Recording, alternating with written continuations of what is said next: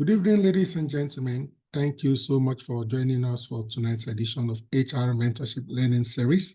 My name is Oluyemi Adeosun. The session we'll be having today is titled Managing Expatriate Employment and HR Cost, Human Resource Cost. And our facilitator tonight, finally, I have the privilege and pleasure of welcoming Oluchi Okonkwo to this prestigious platform. She's a project manager, Harvest Group of Companies Limited, Zambia, all the way from Zambia. So technically, she's an expatriate herself, in Zambia, and she will be engaging with us, sharing with us on how to manage expatriate employment and HR costs. Oluchi Okonkwo is an experienced HR practitioner with over 15 years of cross-industry experience, spanning logistics, outsourcing, marine, oil and gas, and fast-moving consumer goods. Ladies and gentlemen, our core strengths include talent acquisition, industrial relations, other HR practice, and HR operations. She's known for her deep understanding of regional labor law and skillful navigation of union dynamics. Oluchi is passionate about fostering people-centric organization. She has a first degree in English from the University of Uyo and an EMBA .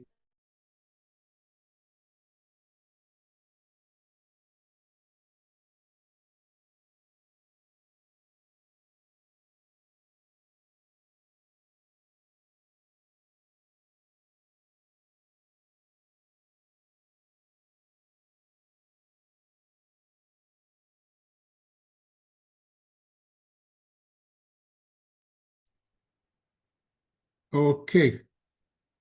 All right. Apologies for that. Network issues from Nigeria, Zambia. So we know where to place the challenges. All right. She has a first degree in English from the University of Uyo and an EMBA in Strategic Management from Graduate School of Business, Ajuru University, Rivers State. She's a full member of the Chartered Institute of Personnel Management of Nigeria and holds the professional certification SPHRI with the Human Resource Certification Institute, United States of America. Ladies and gentlemen, when she's not working, which is almost like every time, she loves to read, all young and upcoming professional, and she's also a farmer. Ladies and gentlemen, speaking to us tonight on the topic managing expatriate employment and HR cost, let's welcome Oluchi Okonkwo. You have the floor.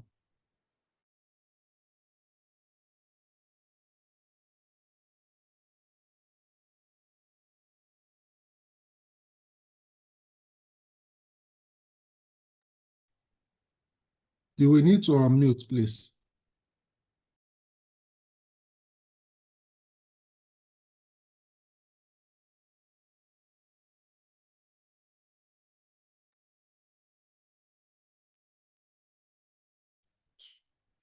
Good evening, everyone.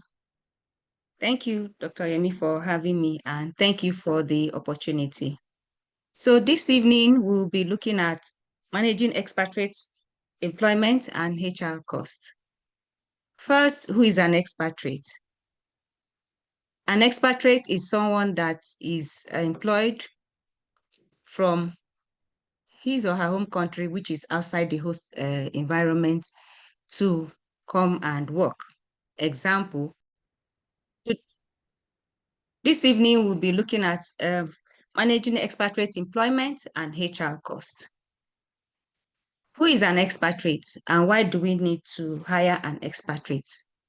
An expatriate is an employee who is recruited temporarily or permanently to work in a country outside his or her own country. Sometimes an expatriate can also be a local, but domiciled outside the host country. Example, we have some organizations in Nigeria that go outside Nigeria to employ Nigerians who are residing outside the country, maybe because of their skill set or for branding purposes. But usually when we employ an expatriate, is usually a strategic business decision. Why would we want to hire an expatriate rather than use our local talent? Sometimes it's for specific skills or projects. Example, let's say when Dangote was building the refinery, he needed some skills, some skill sets to come and make sure the refinery is properly built up to standard and all the safety measures put in place. If he looked around Nigeria and he couldn't find the skill, he would go outside. I'm sure he went outside the country to get those skills to come and work. And he had a mixture of local talents and expatriate talents. It could also be because of cross-border projects. For instance, you want to expand to some other countries and you need an expatriate to go and work there. Let's say a company in Nigeria is going to establish outside Nigeria and they need somebody in Nigeria to go over there to set up the company in that other country. It could also be for skills transfer. It could also be for managing foreign subsidiary. It could also be for branding purposes. We have an instance where a bank like Access Bank, which I know, when they are setting up a branch in some other country, when they recruit the local talents, the strategic ones in strategic positions, they bring them over to Nigeria to train them on the way we do things, the way the bank does things in Nigeria, because the head office is in Nigeria, before they now send them back to their local environments to start managing the bank. That's for Access Bank, that I know. It could also be for branding purposes. What does the company want to do? They might want to, just to have diversity in their talent setup, or because there's a contract they are targeting and they want to get expatriates into their resource so they can have it in their portfolios when they go out to make their pitch. In most cases, these talents that are expatriates that are employed from outside the country, the skills are not readily available locally. Why do we need to manage our costs? Why do we need to look at our costs? Not just for expatriate management. In HR, we are meant to look at our costs so we can help the business to grow, so we can help the business to be a going concern. We need to look at our costs so we ensure we are not just getting talents into the workspace who are not performing. We need to look at our costs so we can help the organization close that loopholes where our resources are going out from. We need to manage our costs because it's a strategic thing to do. Yes, getting the expatriates from outside the country, they all come with exposure. It gives some sort of helps the company in their global outreach and in the way in manner they do business. But it also comes with some costs. Some costs that the company needs to sit and look at. Is this necessary? Getting this expatriate, is it necessary for this business? Do we need to expend this money? That is why we are looking at this topic, managing expatriate employment and our HR costs this evening. Difficulties surrounding expatriate employment. We would have done our budgeting, done our SWOT analysis, and decided as an organization that getting an expatriate is what we need to do. First, we need to look at immigration. That is the first thing we need to look at if we want to engage an expatriate, whether it's in Nigeria or for our businesses outside Nigeria. What are the requirements by immigration? Are there some roles that are strictly, left for the locals, for the citizens of those countries? What are the documentations that are required? What are the allowable period for expatriates to come in? You go to in most countries, you have a limited time for expatriates to come in, depending on the skills they are bringing, because the Countries also want people not just to come and occupy space, but also bring value and add to the economy of the country. So what are the immigration requirements that we need to know before we even bring in an expatriate? Sometimes these immigration requirements also extends to us as an organization setting up in foreign countries. When we look at these immigration requirements, we also look at the expenses, not just the documentation. Is it business visa we need for the person to come in? How long will the person be staying? Is it temporary work permit? How long will the person be staying? Is it employment permit? How long will the person be staying? All these different types of permits have various durations. And again, for you to employ an expatriate, you also need to have a succession plan in place for the local citizens. If not, you'll be going against the regulations of your host country. Then we look at our recruitment errors that can occur during an expatriate engagement. How do we recruit an expatriate? Most times we do it virtually.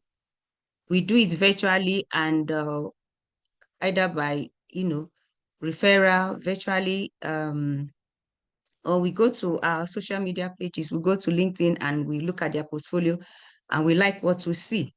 And we go on to reach out to them for employment. And we conclude the recruitment process, we bring in the person and we discover we've made a recruitment error. It could be that, employee value proposition, the personnel was able to market themselves very, very well and convinced us that they were the best, or we saw their CVs and we were impressed, or they were referred.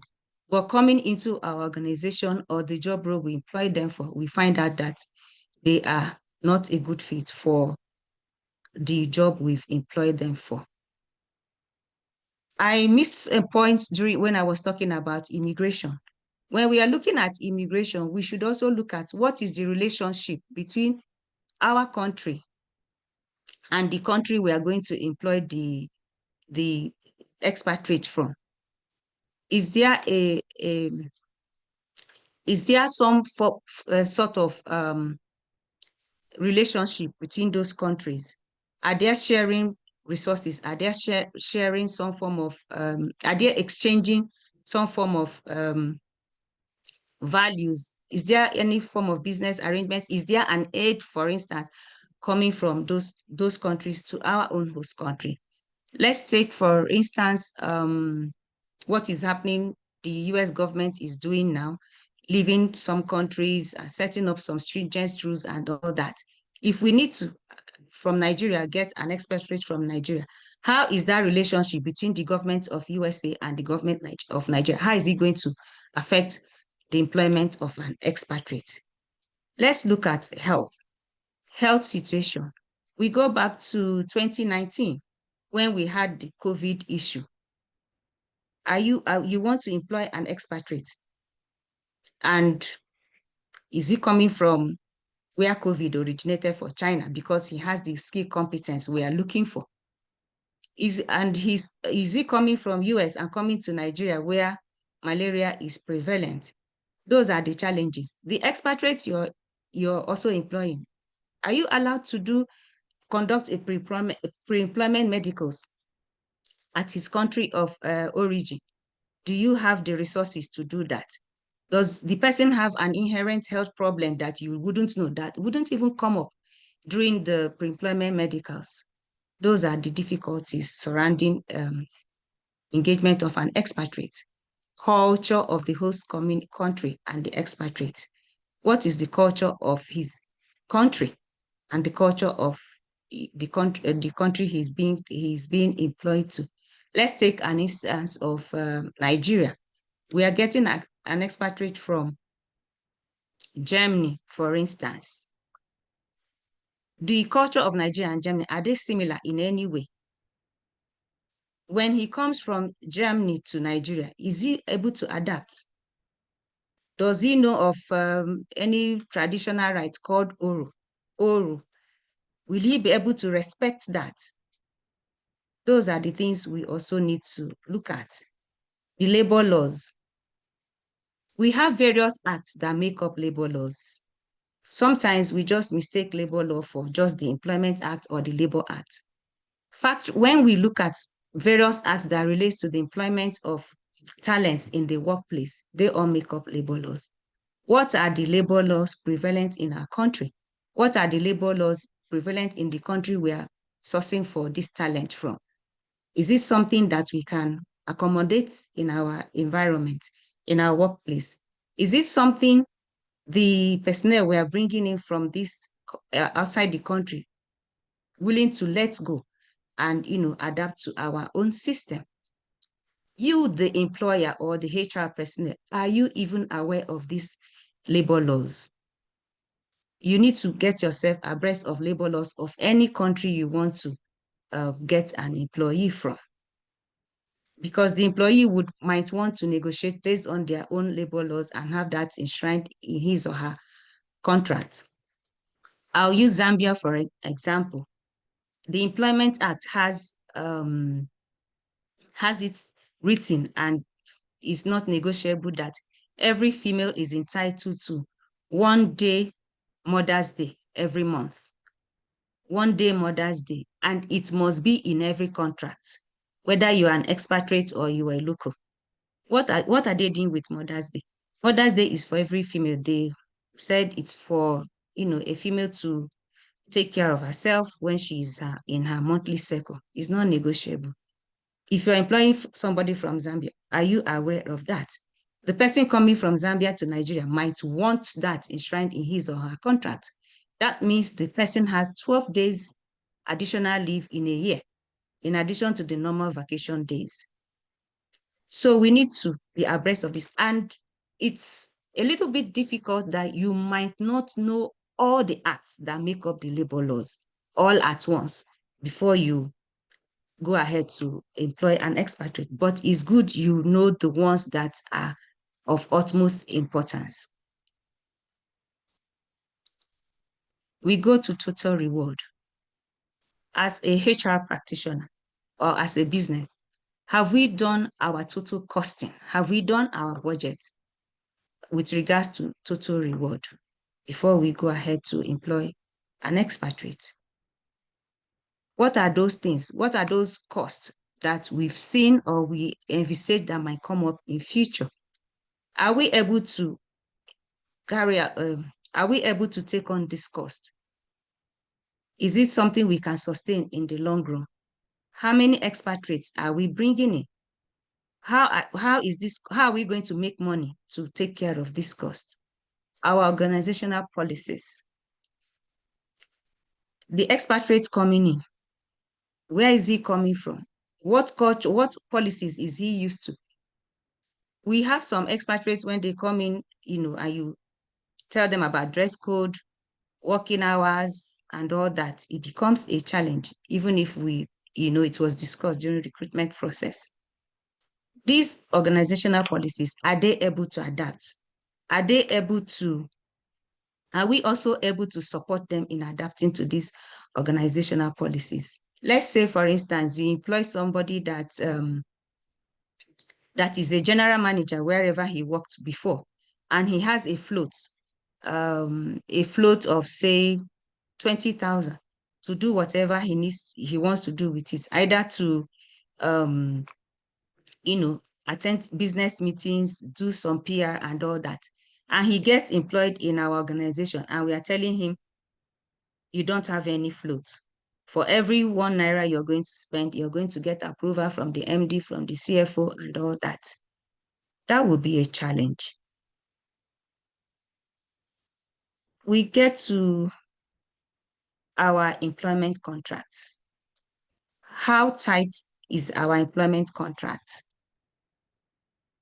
If let's say, for instance, we are setting up an office from Nigeria, we are opening up a branch in Tanzania.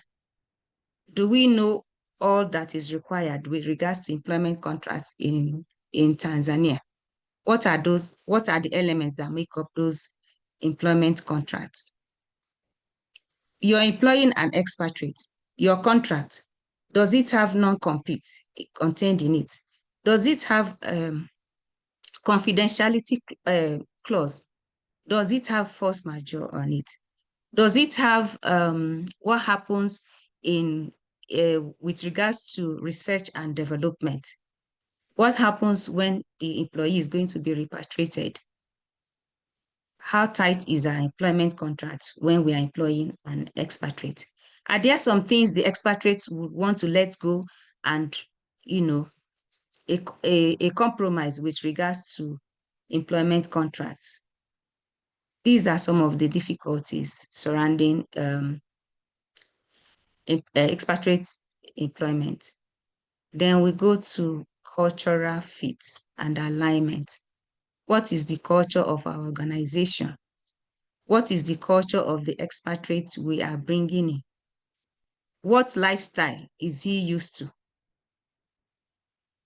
For instance, some countries, we are big in Nigeria about salutation. Good morning, sir. Good morning. How was your day? Happy new month and all that. And the person is coming from a culture where, hello, just come in, do your job and go home. He's coming into our organization. Is he able to adapt? Are we also able to accommodate him till he learns, some of the ways we do things? Is he somebody that is coming from an environment where they work in silos and we bring him in or her into our organization and we want the expatriate to work in team? Did we think of doing some cultural awareness program before the expatriate finally got into our country? Or we just assumed, oh, this person, when he comes in, he's going to hit the ground running? Do you have a culture where you celebrate birthdays and this expatriate does not celebrate birthday and you need his or her permission before you can broadcast such things? We need to also put that into consideration as we engage these expatriates before they come on board. Performance. Sometimes organizations are too keen on getting in an expatriate just, to HR. Let's tick the box and be sure we've met our recruitment goal and all that. We don't discuss these KPIs ahead of time. We don't go over them with the line managers and also the expatriate understands the deliverables that are required before coming in. And then the expatriate comes in. First, the environment is not what the expatriate is used to. Maybe the weather is too hot. Your office is in band A, and sometimes because of NEPA bill, PHSC bill, you put off the AC. The weather is too hot for the expatriate to settle in. It might be the work too. The laptop is not 2025 spec, and the Windows takes time. You put on Microsoft Word, it takes time, it rolls and rolls and rolls and rolls, and the person is getting tired and frustrated. Or the person is used to having software do all things, all work for him or her. And then he comes into the environment, there are no softwares. Most things are manual, and the expatriate is not performing. Before we say the expatriate is not performing, we need to take into cognizance all the issues surrounding the work environment, the work tools, and even where he's staying, he or she is staying, the accommodation, to be sure everything has been put in place before we can say an expatriate is not performing. If the expatriate is not performing, what do we do?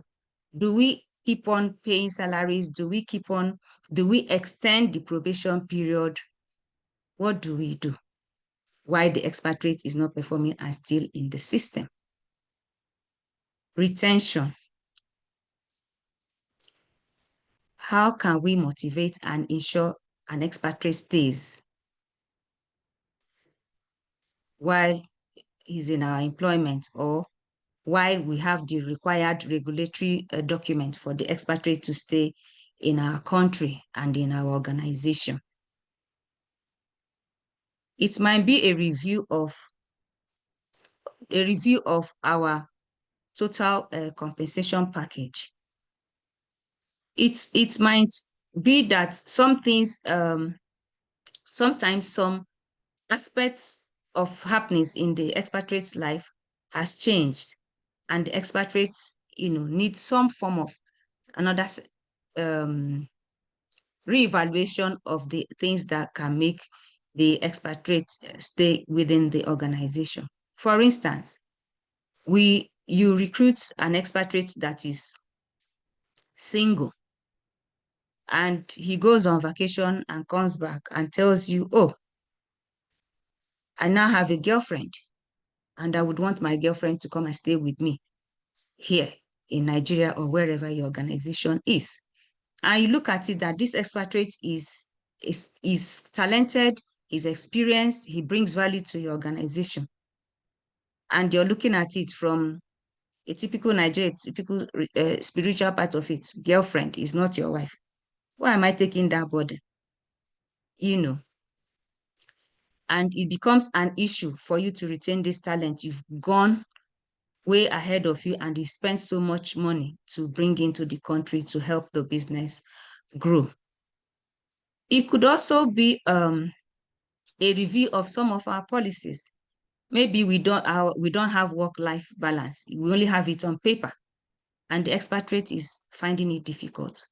How are we going to, review all these things surrounding this particular talent, particular employment for the person to stay within our organization and deliver? Repatriation. Just like every employer-employee relationship, there's a time will come when the expatriate will either want to leave or we want the expatriate to leave. What are the conditions surrounding repatriation? What do we need to do to manage our costs and to make sure we part on a very good terms?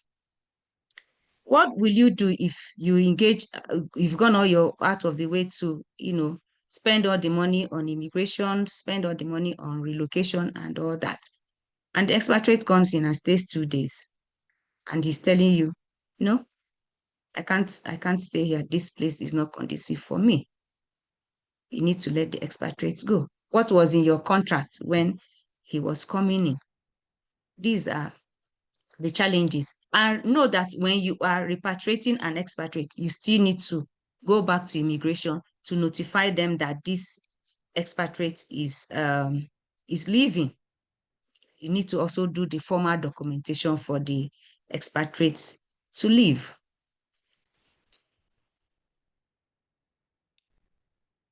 Next, we'll be looking at the financial implications of expatriate employment, which is our HR cost.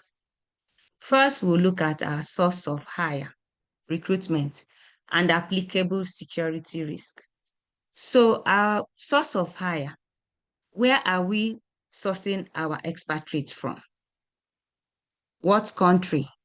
What region? What race? We are all colored, what color?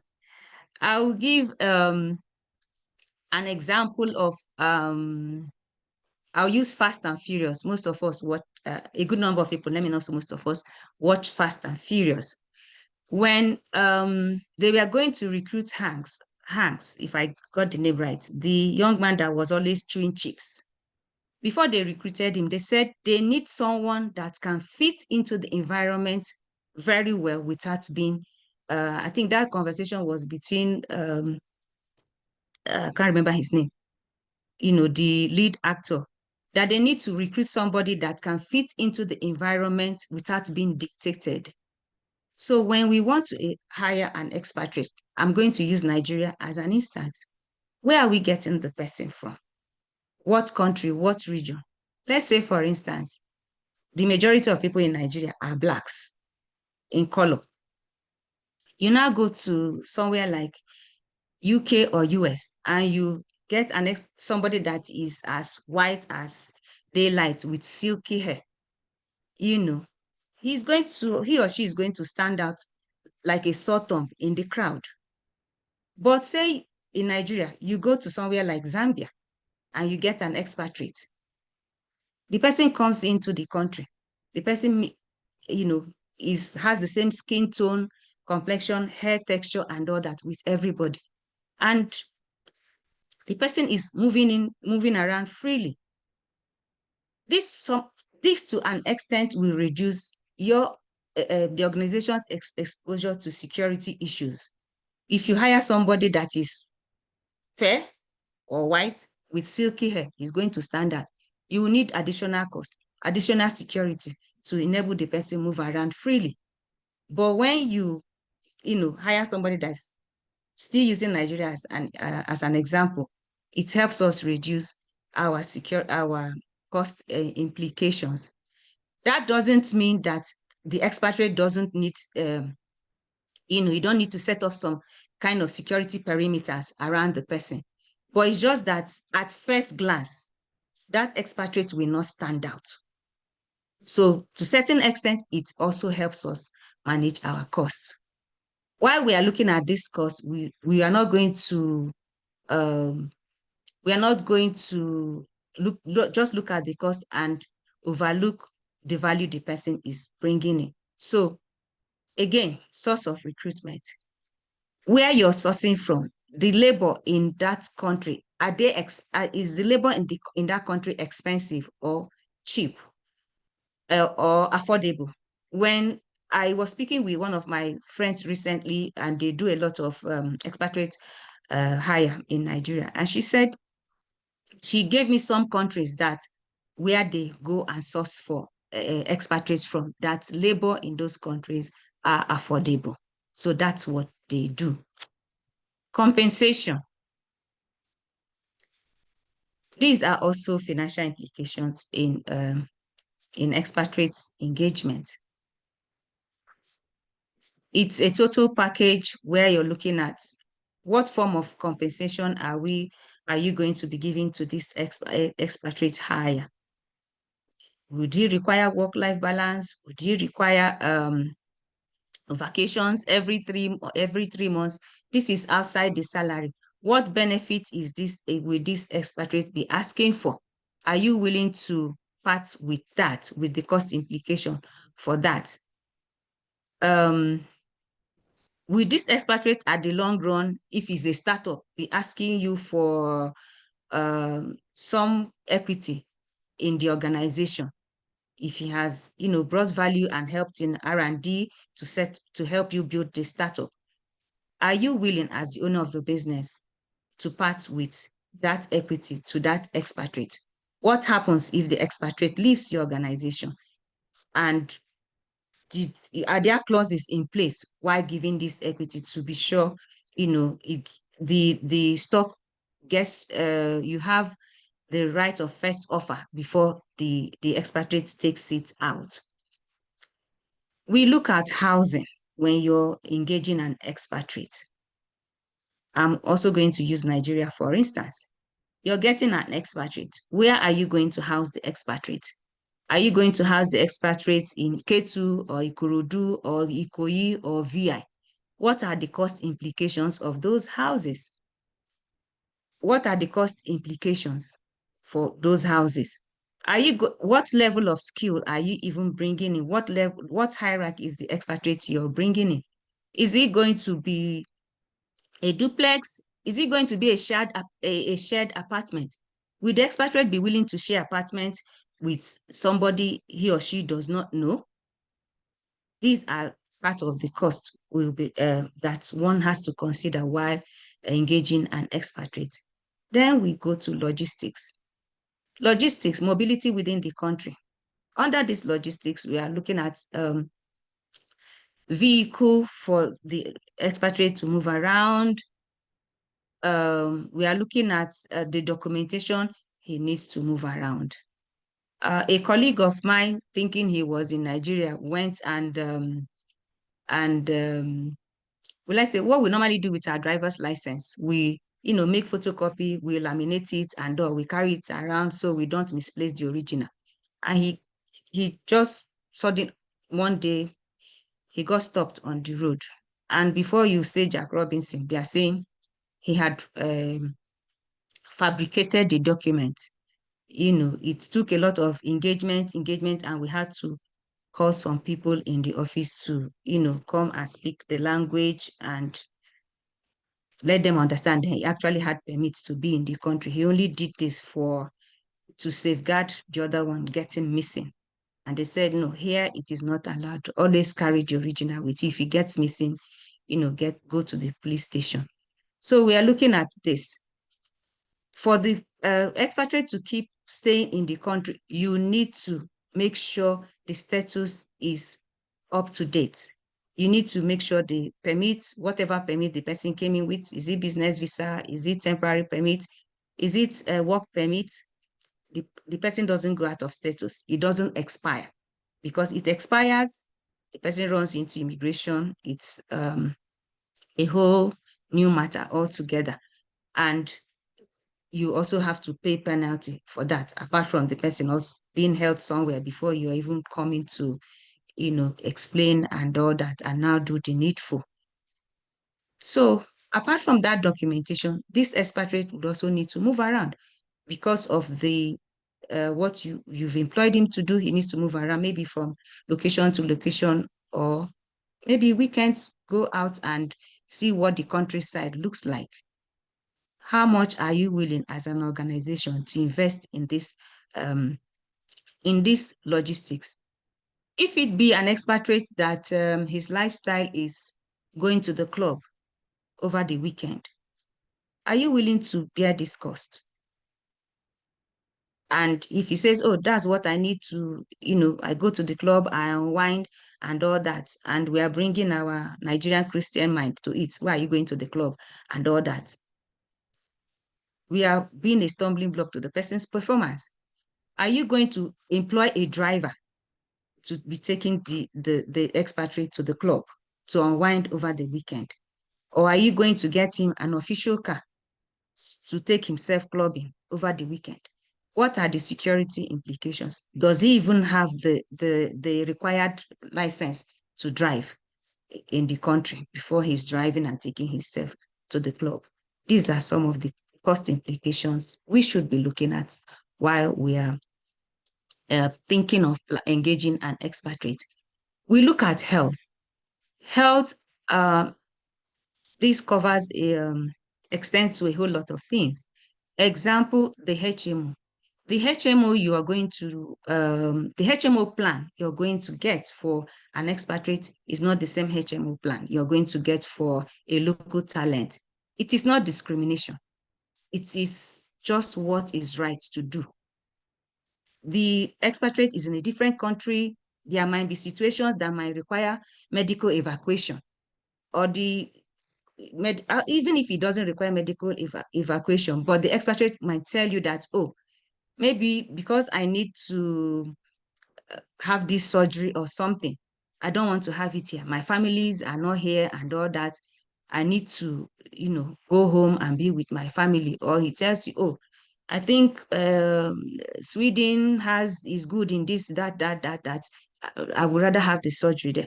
And the HMO has an office in Sweden. What are you going to do?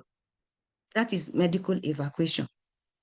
So it's not the same medical plan you have for a local talent that you have for an expatriate. It is not discrimination. It's just making sure you safeguard your company from getting into any health-related issues or challenges with an expatriate. And one thing for sure is sometimes these expatriates, when they feel that they are not being quote and unquote really taken care of, straight ahead, they are going to their embassy. And the embassy will always listen to them and, get in touch with your organization, which is something you don't even want to get into at all. The expatriate might have some, dormant health issues that you're not aware of, and then he comes and resumes in your organization and it becomes prominent, what are you going to do about that? That is an additional cost to you as a business and as HR that is looking at your budget. Again, health. I mentioned the issue of maybe getting an expatriate from China or getting somebody from US and the person is coming to Nigeria where malaria is common. Even for our relations that stay outside the country, when they are coming home to visit for Christmas or for any family gathering, they always take their, anti-malaria medications or they come with it. Those are extra measures, extra costs that, comes with expatriate employment. We look at taxes. Sometimes the regulation of the host country can change, and it will impact the tax remittance for these expatriates.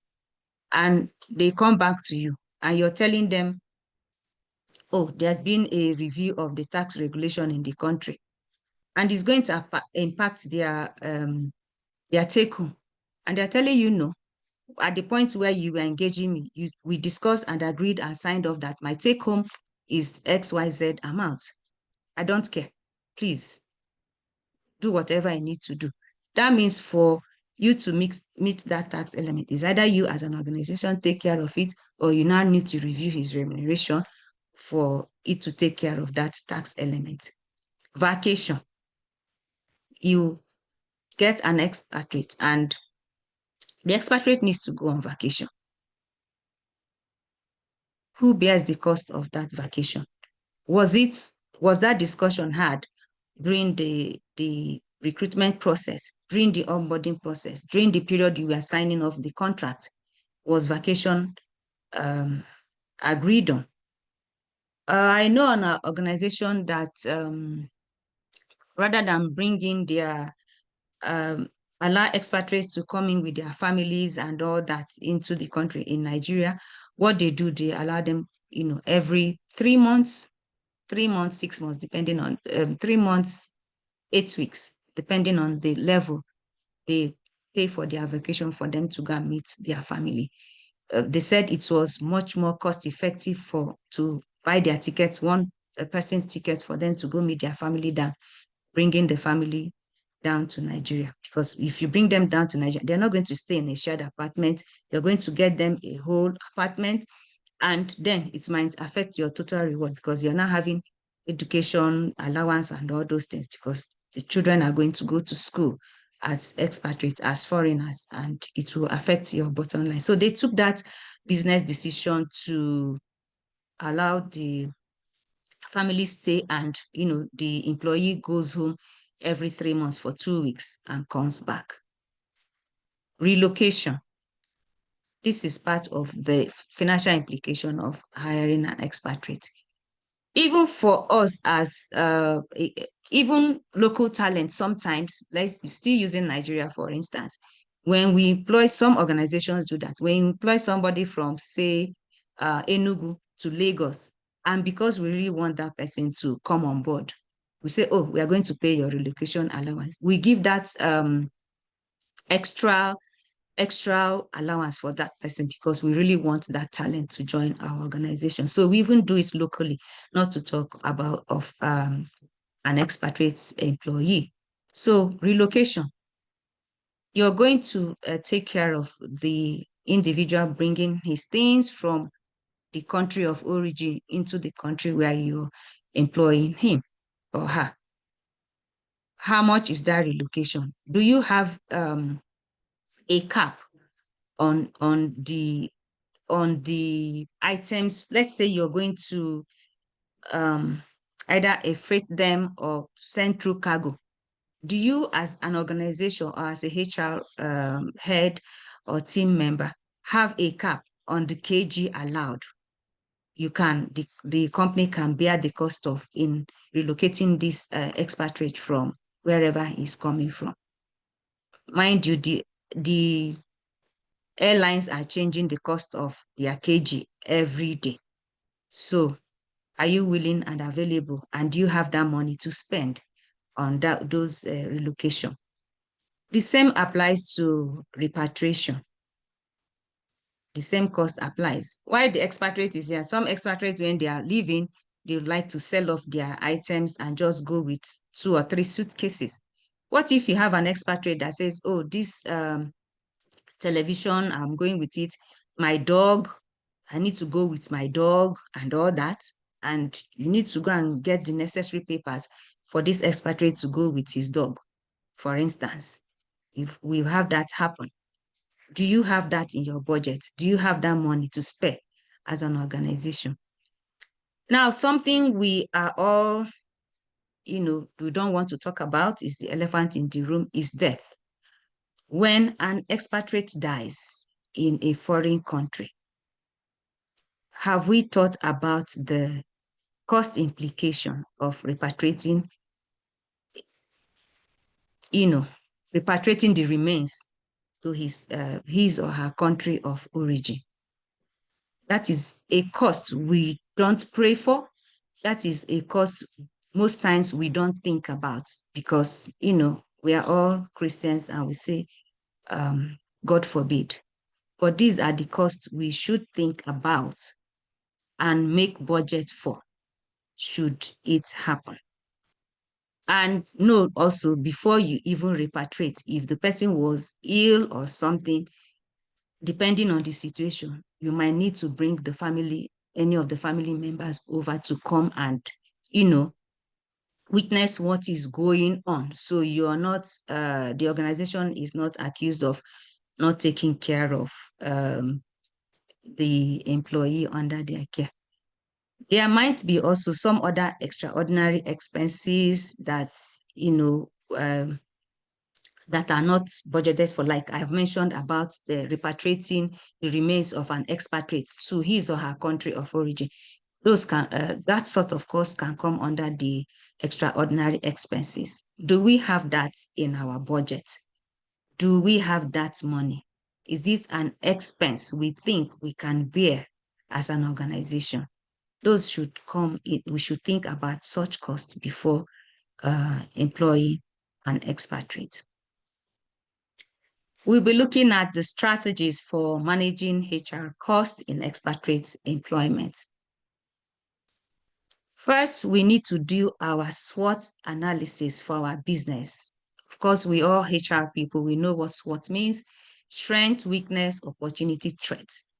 When we have done this, then we can agree or, conclude if we really, really, really need to hire an expatriate for a particular job role.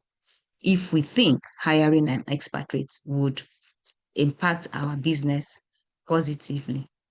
Another strategy we should deploy to manage our costs is developing internal and local talent. If we look at the cost of employing one expatriate and the cost of developing our internal or local talent, we can't just match this cost. We should develop, as an organization, deploy funds into our learning and development programs. Yes, sometimes we know as an organization, once the organization is going through difficulties or something, the first budget, the first cost that goes is L&D. But we really need to do this. We need to spend more funds in developing our local talent. When we spend money in developing our local talents and we engage them, we motivate them, they stay. We are better off for it as an organization, and we won't have need to employ an expatriate. Recently, we were having a recruitment process, and I noticed that we were looking for a civil engineer, and I noticed that most of the people we interviewed went to a particular school in China. So I had to ask, I asked one, I noticed that about 10 people went to the same school in China. Are they related or something?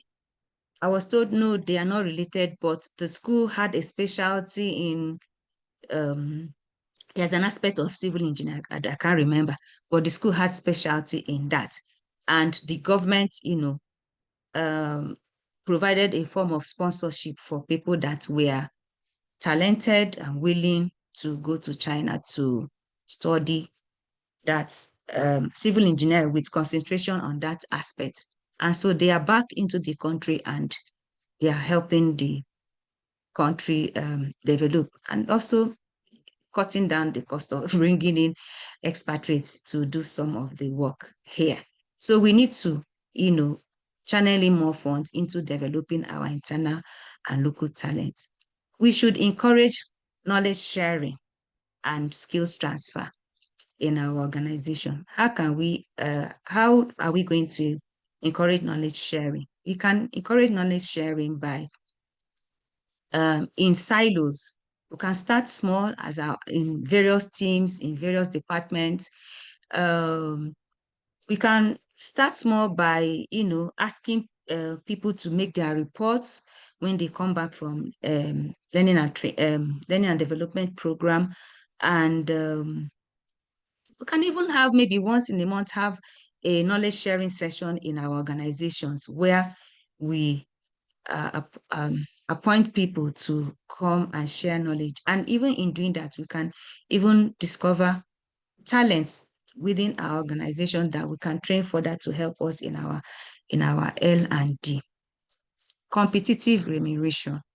This is also one of the strategies we can deploy as an organization in managing HR costs in expatriate employment. If we pay competitively in our various organizations and everything is quote and unquote okay, we'll have less people leaving our organization and making it more expensive for us to recruit, because recruitment is an expensive venture. We also look our strategic workforce planning. Last week, we had a webinar on workforce planning. This will also help us in managing our costs in expatriate management. When we do our strategic workforce planning, when do we need this person? Where do we need this expatriate? How do we need this expatriate? When? Where? What period is under? Is it next year? Is it in 2 months' time? It will enable us plan. And when we do this, what this helps us do too, let's say, for instance, we do this and we end up as an organization saying, oh, we really need to hire an expatriate. When we do this properly, it will affect other costs. For instance, our flight for ticket. Let's say you want an expatriate to come join your organization by October, for instance, and you conclude your recruitment process, you've done your workforce planning, you've done everything, and you are able to buy the ticket, let's say now in August. It will be cheaper now buying that flight ticket than buying it by the last week of September. So our strategic workforce planning also affects our other costs. Where do we need this expatriate? We have to define that. So we don't just engage an expatriate for engaging an expatriate's sake, and he comes in 1 month, we are still running up and down, thinking, oh, where can this person fit in and all that? What will the work format look like? Will it be remote? Will it be hybrid? Will it be physical? If we need to engage an expatriate, depending on the skill and what value we think he or she is going to bring to the organization, it mustn't be physical. I was speaking to someone some few days ago, and I said, oh, your recruitment advert had improved. The person is here in Zambia, had improved. What happened? He said, no, I've engaged someone that does my flyers in Nigeria. I said, you engage someone that does your flyers in Nigeria? She said, yes. Where did you meet the person? She said, you met the person online. And she told me the amount she pays the person every month. So that is expatriate contracts per se, because the person is like a business person, but it's a form of engagement. The person is not here physically.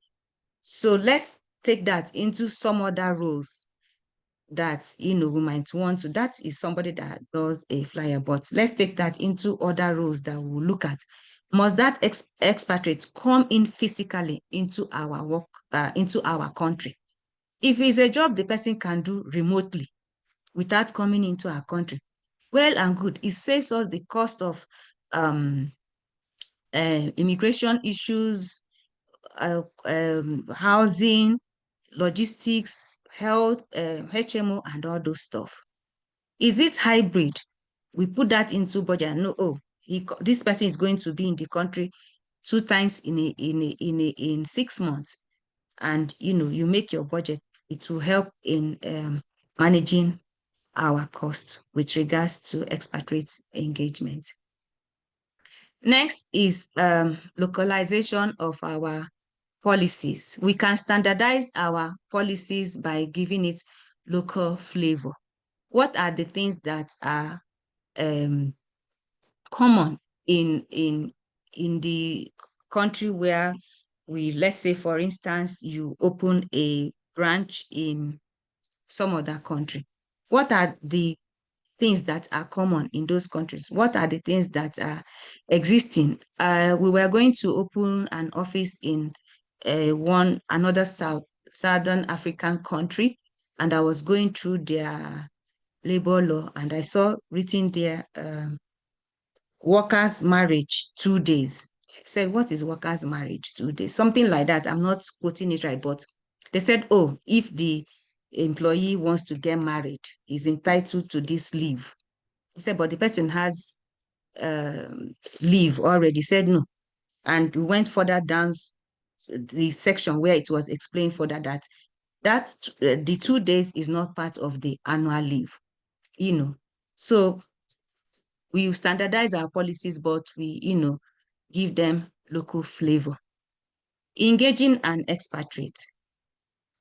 It's good, especially in a foreign country where you might not know all the applicable laws and all that. It's advisable to use outsourcing or employment of record, depending on the country where you are sourcing for the talent and what they call their outsourcing, like we call it in Nigeria. Some call it labor brokering. So it's advisable you use these people, the experienced ones and the ones with a proven track record. It also helps you in managing your cost. Use of technology. I used an example of the outsourcing firm that is using someone in Nigeria for their flyer. That also is a way that we can, use technology to manage our costs. It's not just making a flyer. It could be anything. It could be anything. Let's say instead of an expatriate coming in into your country to have a physical meeting, you can use your Teams, your Google Meet, your Zoom, and all that. That has saved you a whole lot of cost in managing that process. Effective communication. We can't overemphasize effective communication. You need to communicate, you need to communicate, you need to communicate. Once you engage an expatriate in your employment, you can't, even with, a local talent, even with our employees in the organization, we can't emphasize it enough. Effective communication. This helps in managing expectations, and is advisable we communicate in simple terms, clear, simple terms, no ambiguity anywhere. It will help us in managing our cost. Be flexible, be fair. I'll use an example in this instance. Let's say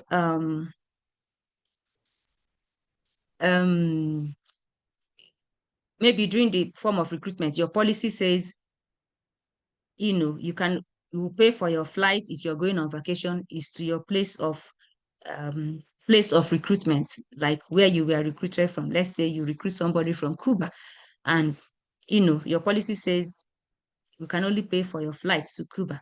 And the person says, okay, I'm not, I don't want to go home. I don't want to go to my country. What about, paying for me to go to Obudukato Ranch? What about paying for me to go to Abeokuta and all that, or Enugu to see the cave and all that? If you compare the two, going to Obudukato Ranch or Enugu to see the cave and all that is way much um, cheaper for you as an organization. So let's be flexible, let's be fair. And when we are also expending some cost for another expatriate, let's have our records, let's have it documented. If some other person has need that are not in our, laid down expenses to do, but it's something we need to consider of because we value the experience the person is bringing to the organization. We should make sure when we're expending that cost is close or in line with what we spent for the other person. For instance, I've used the vacation. So you bring in somebody's family from the country where they reside into Nigeria, and the cost is also within your budgeted expenses and what the person is meant to have as part of his or her compensation, right? And some other person comes to you and says, okay, there is this training I want to attend, and it will help me add value to the organization. I know it's not in the budget and all that, but why don't you use my vacation allowance for this? And maybe you look at it, while engaging employee A, the family was not part of the first discussion.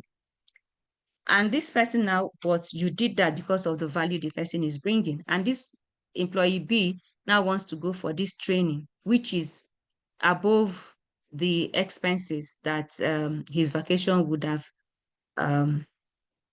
made you spend on.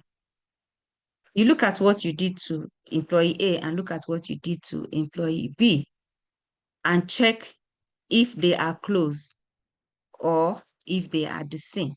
That is being flexible, being fair in managing the expatriates, because they talk among themselves, and and as an organization, we should we should allow ourselves to be seen as being fair in our dealings with our employees. So whatever we do to employee A, we should also do that to employee B, taking into consideration what role is the person playing in the organization.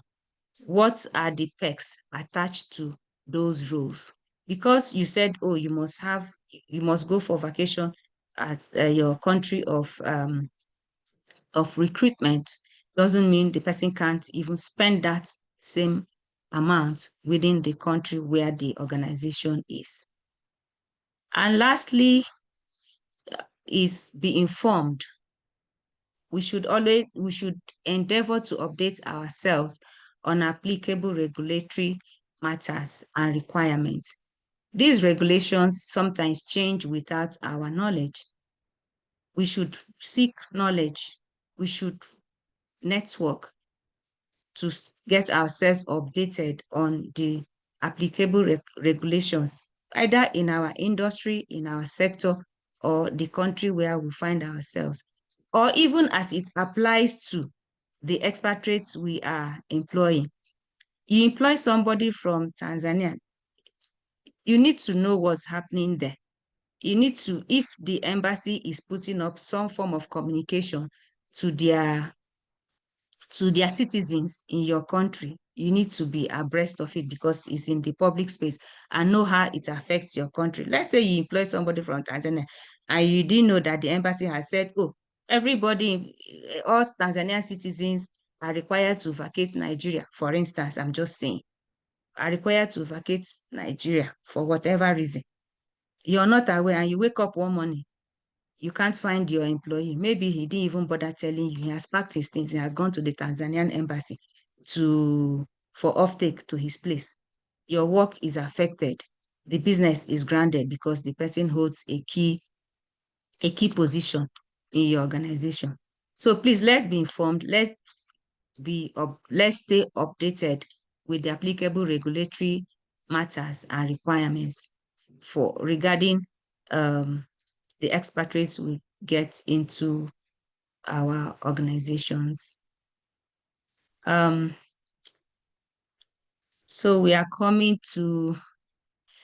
towards the end of our webinar series for today. Our takeaway from today is we should know that expatriate employment is not cheap. We should do our budgeting, our costing as much as we can, and ensure as a business we can sustain it. And as a business is what we really need, not employing expatriates for employment's sake, so we can, just tick our boxes and brag about it that, we have some expatriates in our payroll. If it's not bringing value to the business, there's no need getting an expatriate. Secondly, we should engage an experienced consultant. It will save us a whole lot of issues. 3, we should develop our internal and local talents. 4, we should stay abreast of regulatory requirements. 5, we should have an expatriate employee manual. This is very, very important. We need to have an expatriate employee manual because, all what we want to bring to the knowledge of the expatriate might not be contained in the employment contract. Even if the employment contract is 15 pages, we should have an expatriate manual where we'll, outline what is expected of the expatriate, and all that is very, very important.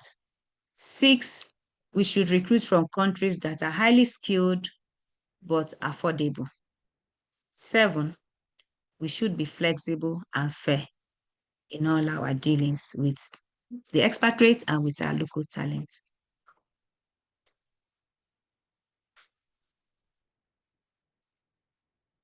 Thank you. Questions and contributions?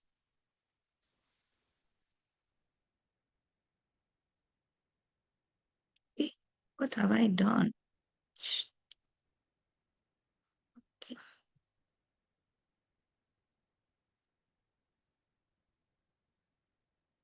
I'm checking the chat box. Thank you. Questions, contributions?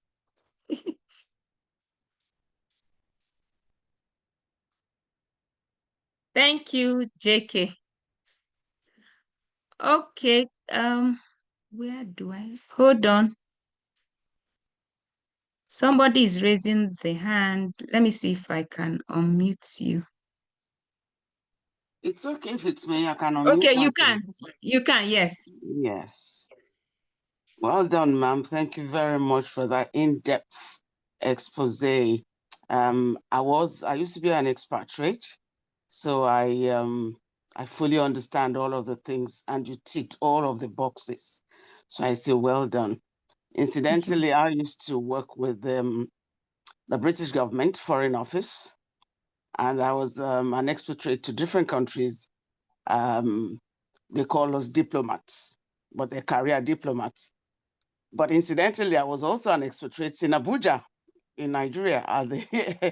And out of all the other countries that I've been to, it was what they did with me coming to Nigeria. It was a bit strange for me, saying that, I'm Nigerian, and they were still taking me through all of those things that they would normally do for people going, to other countries that's not their country of origin or where they have their heritage from. And one of the things that was very impressive that they did, I didn't hear you mention it, but I'm sure it will be something that they also or should be done or will be done, is that they have a liaison office or officer. There's someone that is called a liaison officer that is attached to everyone that is coming. So before you arrive, the person would have given you information about the country that you're coming to, sent us, all the lowdown about the country. If you have children, they'll give you the lowdown of the schools that are available for the children, or tell you, depending on the ages of the children, they give you all of the available, schools. They have a meeting with you when you arrive. They're going to be the ones that do all your logistics for meeting you at the airport, for doing all of these things and where you're going to live. They ask whether you need a housekeeper, whether you need this, the kind of accommodation that you require. And they would then suggest, the schools and things like that. So they really ensure that your onboarding is very seamless. And another thing they did with me, of us, those of us that came, was that, you were talking about the logistics of driving all around and all of that. The British would not want us to drive at all. So they have carpool with drivers. So they have cars, and you would have to book that driver. You have to book a car so that you then get allocated the slots, because maybe I suppose they have limited cars that can't go around everybody at all the time. And so they will give you that driver, and then they'll attach a security, like a mobile police and all of that will go. I really felt like a queen, like some royalty, because look at me Because you in were my deep, own because country. you were a diplomat. Look at me in my own country, and they cannot tell them I don't need all of. I don't need. They say no, they can't be held responsible. And even if you go out and you have not told them, because you're used to tearing, I have cousins that will take me out. They will keep telling me, some of them, they keep telling us that, listen, as soon as you are not being escorted, you are vulnerable, and they will not take up anything that happens to you. So these are some of the things that I just thought I should share, for people that are going to be employing expatriates and all of that. Another thing that they did with us was our money. So for us, we were being paid in our local currency, which is pounds.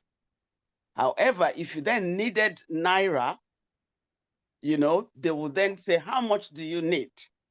They will then credit a local account for you, taking the money, so that you are not going to go to any mala or any places where you are saying you want to change money, so they made sure that, they had like a float of sort, that they will give you the current exchange, so you are not having to go into a bank or into any exchange places to go and be changing the money. So those are some of the things that were put in place for us, alongside all of those things that, you've already spoken about. So thank you very much for sharing that. Thank you, ma'am. Thank you. So, okay, I will add to the driving for some of the experiences we've had over here. They want to drive. And because some of them don't want somebody, monitoring them. And the good thing about, I'm going to use Zambia now. You have a lot of white people in Zambia. So it's not strange to see a white, somebody fair with silky hair in Zambia. But if it's in Nigeria, you have that physical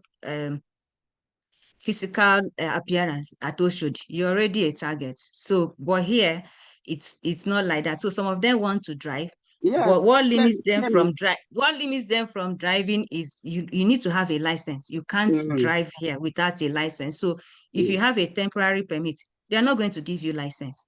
And for now, I'm using Zambia now, is highly regulated. So you need to either pass through a driving school to go and do driving tests in their driving regulatory body. You go, it's not the one you sit at home in Nigeria and you get driver's license. No.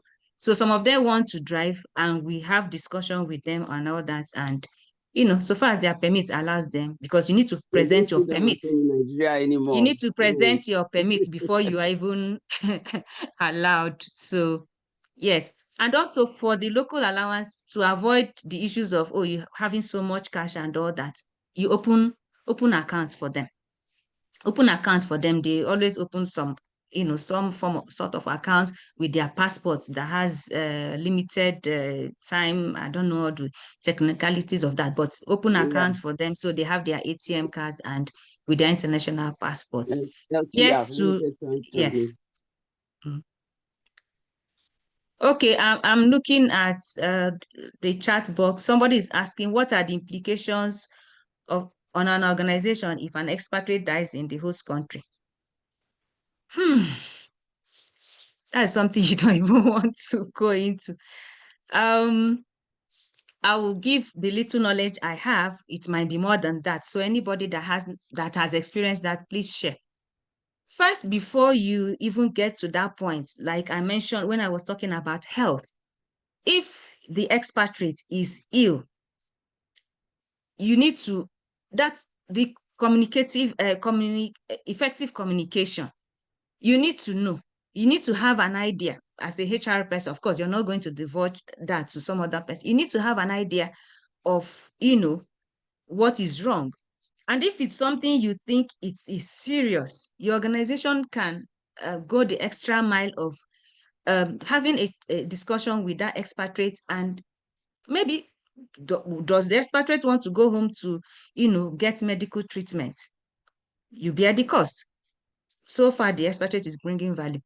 Does the expatriate say, no, I think I'm okay here, but I'll need a family member to come over? That falls under the extraordinary expenses that wasn't in your initial cost when you were doing your costing as a HR person.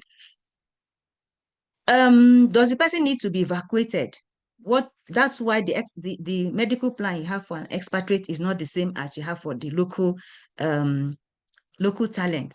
So before you get to this point, except you suddenly the person dies, you would have checked all these boxes to make sure you are covered as an organization, you're protected, and the expatriate is also protected. If God decides to have his way, we are Christians, then are your documentations right? First, you need to involve immigration. Second, you need to involve the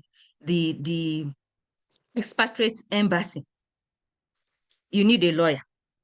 It's not something you just go, HR person, you're doing. No, you need a lawyer. You need somebody that has a footing in the embassy and all that. And of course, you, the employer, you're going to bear the cost of repatriating the remains to the host country, to the country of the expatriate. If they decide, if they are fair in complexion and have silky hair, and they've said, oh, bury me where I died, then you too, as an organization, you have a discussion with the family, and you see how you can share the cost. See how you can share the cost. Sometimes it's it might also be the circumstances surrounding the death of that person. You just deal with it as it comes. There was a situation with a company that had a staff die, in an accident while on duty and all that. And the company said, you know what? They told the family, choose where you want to bury,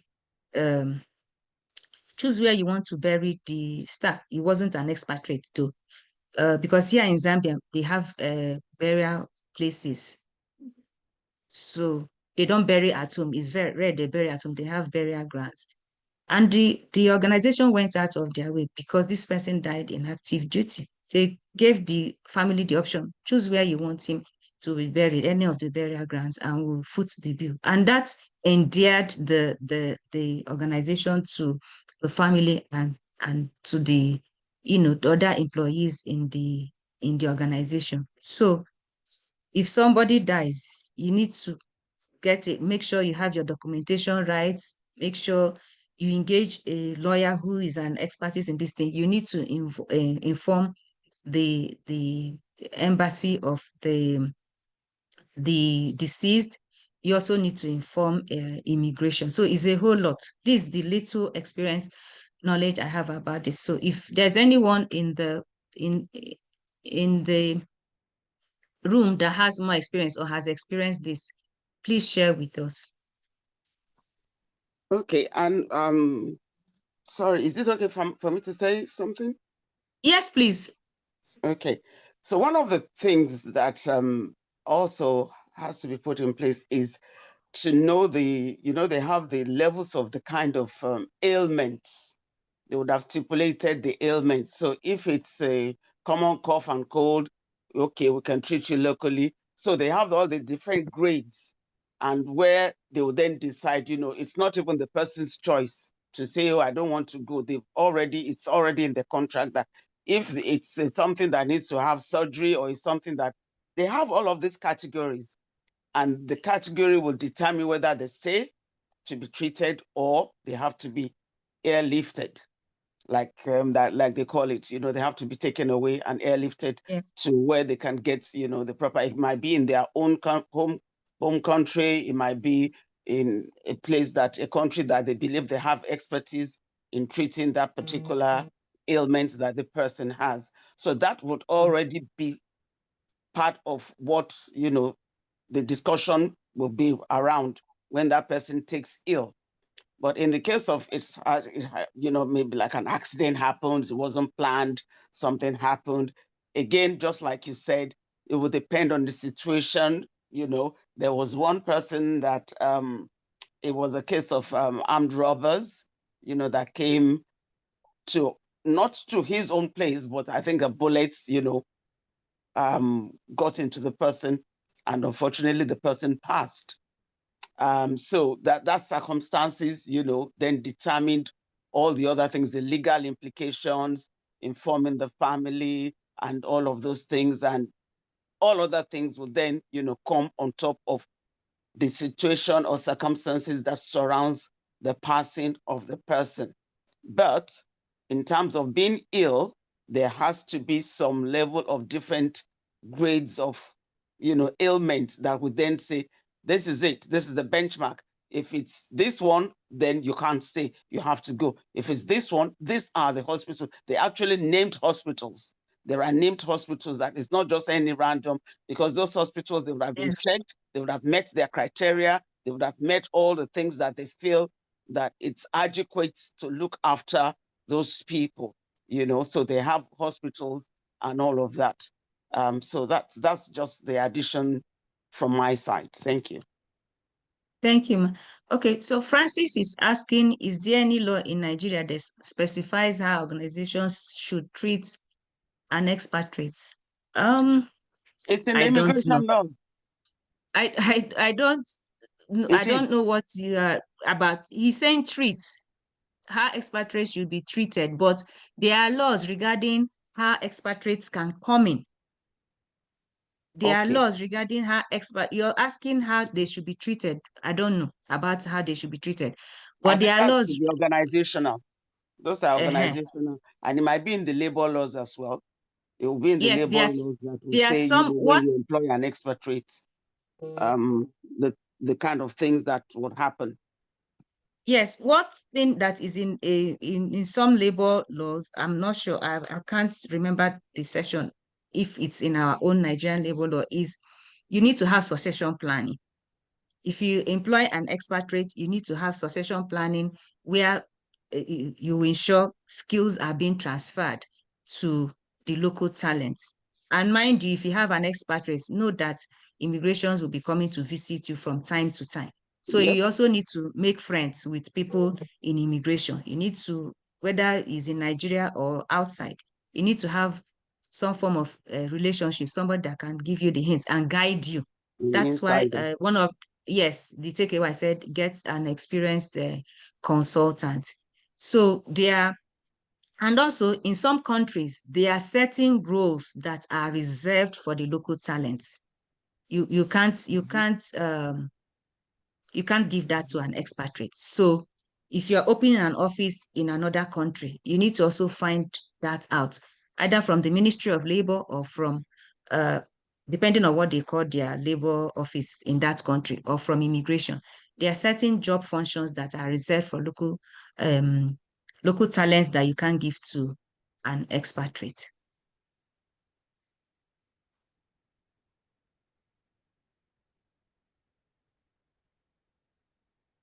Any more contribution or question? I think we've attended to the questions here. Thank you so much. I think this has been an excellent session. As always, thanks for your response to all the questions that were raised. I've also checked through. I don't think there's really any question that has not been attended to. And I can't also see any hand up to ask a question or contribute further. So let us, at this intersection, let's just unmute and let's appreciate our facilitator for the night. Thank you very much, ma'am. Thank you so much, For the facilitator. session. This is very great. Oluchi, you are muted. Somebody asked a question. He said, what are the reasons or purpose of immigration visiting organizations? They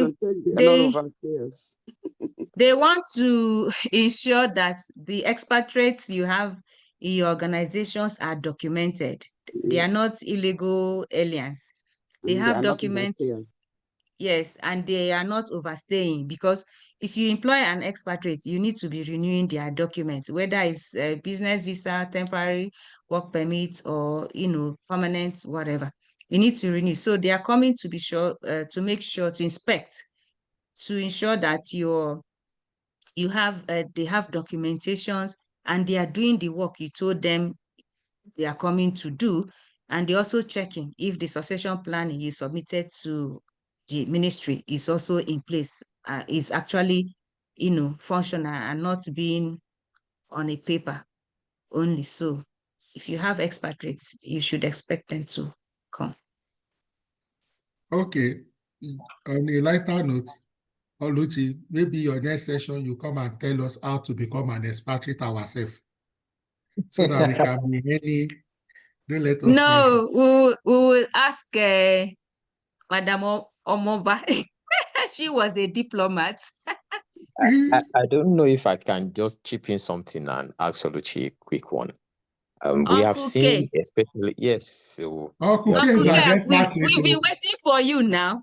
Uncle K is an expatriate in the brown city of Ibadan. Uncle K, we've been waiting for you. No problem. Just get me my diplomatic documents ready. Okay, so I was just wondering, we have seen in this part of the world where some people will come in and will be doing even blue-collar jobs as expatriates. We've seen where people will come in and will be head of HR in an establishment in Nigeria as expatriates. These, to me, don't you think that these are places where we do not have short skill of labor in Nigeria, but yet we have foreign nationals coming to occupy so many roles here in Nigeria as expatriates? What do you think about that? Okay, like I said, there are certain roles that are reserved for local talent, but their country, are we following our rules and regulations?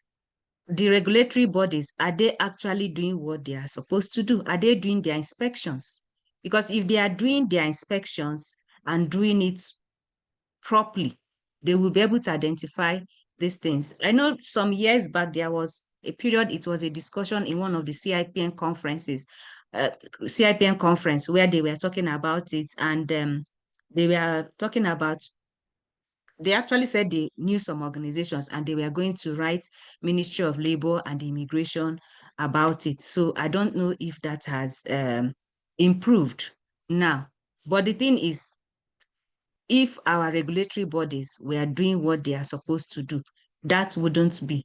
And if CIPM, I don't know, I wasn't part of the governing council and all that. If they actually wrote to the Ministry of Labor, then I can't remember the year, but I was at that conference and they wrote to immigration. Did they follow up? So if we are doing all this, they won't be there. And sometimes some of these organizations that you have such people are also Nigerian organizations. They are not foreign organizations. So why are they employing foreigners as head of HR? Maybe they don't trust us. Maybe they feel we've not earned their respect, or maybe, I don't know, for whatever reason, a business reason, they prefer to do that. But it's not what is meant to be. But like I said, it rests on the various regulatory bodies to check all this. And it's also the same in some countries where certain job functions are reserved for locals and you can't, they don't compromise it.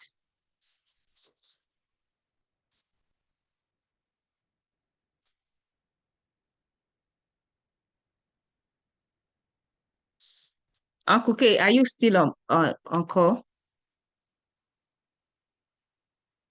Yes, I'm very much here. Okay.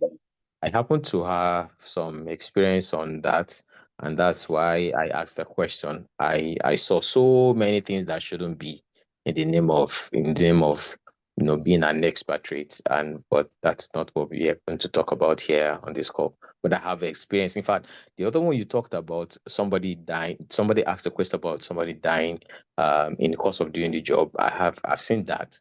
An expatriate here came alone, didn't have anyone, and unfortunately slept in the bedroom.